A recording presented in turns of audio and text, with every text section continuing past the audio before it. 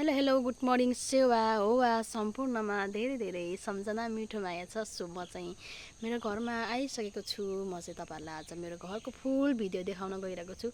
मेरो भिडियो चाहिँ स्किप नगरिकन सबै हेरिदिनु होला साथीहरू। र यहाँ चाहिँ मैले मकै छरेको थिएँ हिजो। मकै चाहिँ यस्तो भएको छ। आज चाहिँ यो मकै गोड्ने मेरो काम दिनभरि बेलुकासम्म मेरो मकै गोड्ने काम हो। भरे 12 बजे चाहिँ घामले गोड्नै सक्दैन नि त। घाम यस्तो लाग्छ साथीहरू, यस्तो लाग्छ। त्यही भएर बिहान र बेलुका चाहिँ मकै गोड्ने भनेर मैले सोचिरहेको छु। किनभने एकदम धेरै घाम लाग्छ नि त। त्यही भएर घाम देख्न सक्नुहुन्छ डाँडामा निस्किसकेको छ। घाम वहाँ आइसकेको छ होइन साथीहरू। अब त्यहाँ घाम आइसक्यो। अब त्यो घाम निस्किएपछि चाहिँ यस्तो लाग्छ कि घाम, यस्तो लाग्छ कि राम कुरै नगरौँ क्या। त्यो घाम चाहिँ आमामा यस्तो लाग्छ। यहाँको तराईको मौसम चाहिँ यस्तो छ। हल्का हल्का ढुम्मो, हल्का हल्का ढुम्मिया छ यहाँको मौसम चाहिँ।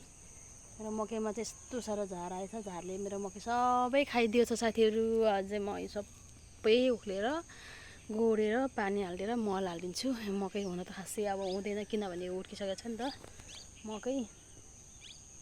तर पनि भए हुन्छ नभए हुन्न। त्यही पनि आज म गोडेर मलहरू हालिदिन्छु साथीहरू। आजको लागि चाहिँ यति